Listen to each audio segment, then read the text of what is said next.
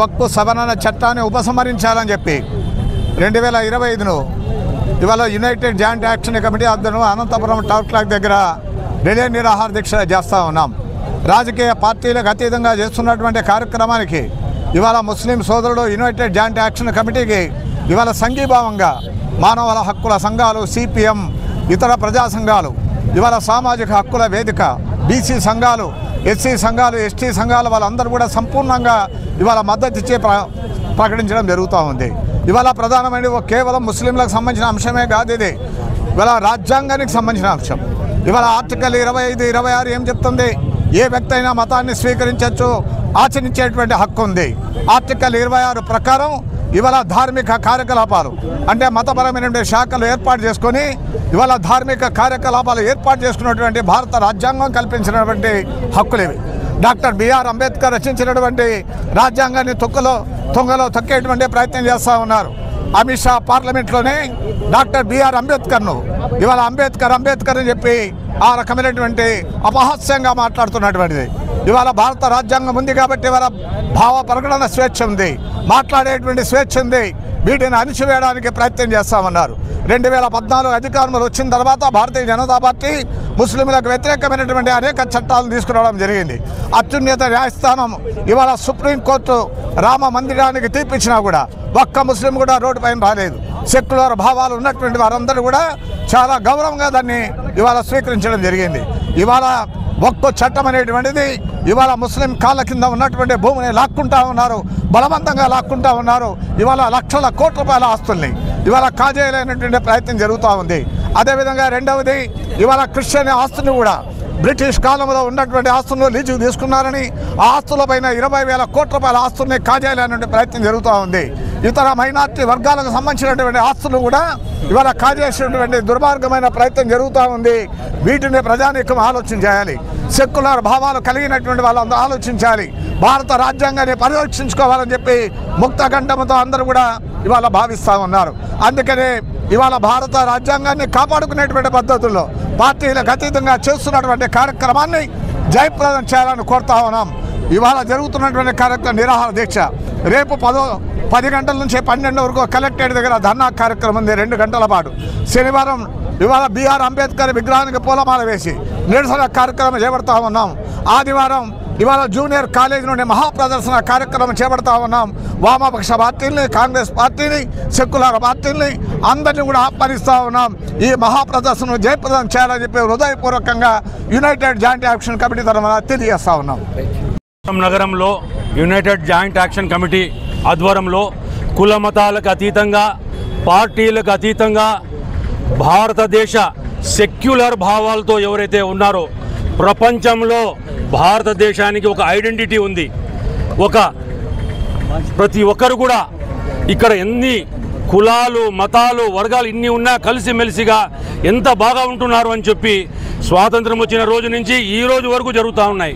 గతంలో కేంద్రంలో ఏ ప్రభుత్వాలు వచ్చినా, ఆంధ్రప్రదేశ్లో ఏ ప్రభుత్వం వచ్చినా కూడా సెక్యులర్ భావాలతో పోతున్నాయి, సెక్యులర్ భావాలతో వెళ్ళాయి. ఈసారి 2014 నుంచి 19 వరకు బీజేపీ ఒకటే ఎజెండా చేసింది, డివైడ్ అండ్ రూల్. కులాలకి విభజించడం, పార్టీల విధంగా వాళ్ళకి చిచ్చు తేవడం. ఆ రోజు కూడా 14 నుంచి 19 వరకు కూడా చంద్రబాబు నాయుడు గారు ఆ రోజు బీజేపీకి సపోర్ట్ చేశారు. గతంలో మనము మనకన్నా ఎవరైతే 2004 తర్వాత పుట్టిన యువత ఉన్నారో వారికి కూడా తెలిసే అవసరం ఎంతైనా ఉంది. గతంలో 96 నుంచి 2004 వరకు చంద్రబాబు నాయుడు గారు బీజేపీతో కలిసి ఉన్నారు. బీజేపీతో కలిసి ఉన్న తర్వాత 2004లో నేను చారిత్రాత్మక తప్పిదం చేశా. నా జీవితంలో అతిపెద్ద తప్పు బీజేపీ ఒక మతతత్వ పార్టీ అని చెప్పడం జరిగింది. చంద్రబాబు నాయుడు గారు మీరు 2014లో మరీ బీజేపీతో కలిశారు, నేను మారిపోయినా అని చెప్పి 19లో మరీ బీజేపీకి వదిలి మీరు ఇండిపెండెంట్గా మీరు టీడీపీ కంటెస్ట్ చేయడం జరిగింది. ఈరోజు మరి 2024లో వచ్చింది. ఈరోజు కేంద్ర ప్రభుత్వం నిలబడిందంటే అది మీ సపోర్ట్ మీద నిలబడింది. 40 సంవత్సరాల అనుభవం కాదు చంద్రబాబు నాయుడు గారు.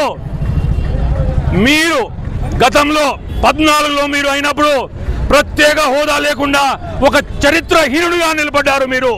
మరి ఈరోజు భారతదేశ చరిత్రలోనే మీరు స్వర్ణాక్షరాలతో లిఖించబడతారు, ఒక చరిత్రహీనుడుగా మీరు నిలబడతారు. ఈరోజు మన దేశంలో ఇది మైనారిటీలు కాదు, నా రక్తం కోస్తే నా ప్రాణం ఉన్నంత వరకు నేను Indian Muslim. I proudly say that I am an Indian Muslim. I am an Indian first, next Indian Muslim. అదేవిధంగా దయచేసి ఏ పార్టీలు ఉన్నాయో భారతదేశంలో అందరూ కూడా గమనించండి.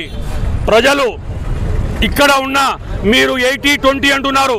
ఈరోజు నా అన్న హిందూ సోదరుడు, మాకు ఒకే మా రక్తం ఒకటే. బ్రిటిషర్స్తో పోరాడాం, బ్రిటిషర్స్కి తరిమాం. మాకు ఇది కొత్త కాదు పోరాటం. మన దేశంలో మన వాళ్ళ మీద పోరాడే పరిస్థితి తేవద్దండి. ఎటువంటి పరిస్థితుల్లో ఈ భారతదేశం సెక్యులర్గా ఉంది, సెక్యులర్ రైట్స్ ఉంటాయి.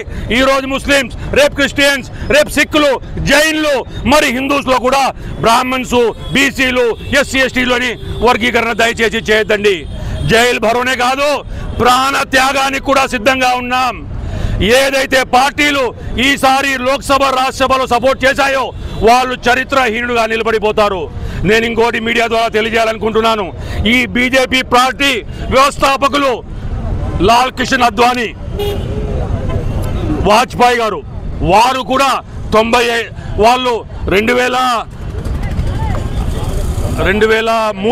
గతంలో ఎప్పుడైతే బిల్లు 2 సార్లు వచ్చింది పార్లమెంట్లో, 2 సార్లు కూడా బీజేపీ పార్టీ అన్కండిషనల్గా దీనికి సపోర్ట్ చేసి యునానిమస్గా పాస్ చేయడం జరిగింది.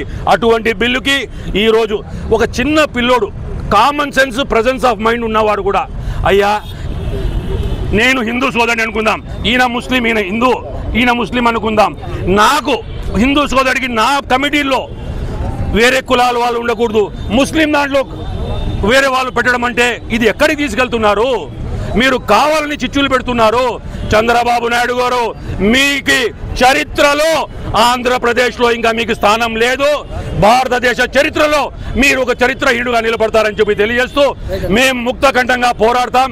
ఇక్కడ విచ్చేసిన ప్రతి ఒక్కరికి కూడా ధన్యవాదాలు తెలుపుతూ, ఇది ఆరంభమే, ఇది ఖచ్చితంగా ముగిసే వరకు, ఈ చట్టం వెనుకలు తీసుకునేంత వరకు మేము పోరాడతామని తెలియజేస్తున్నాం.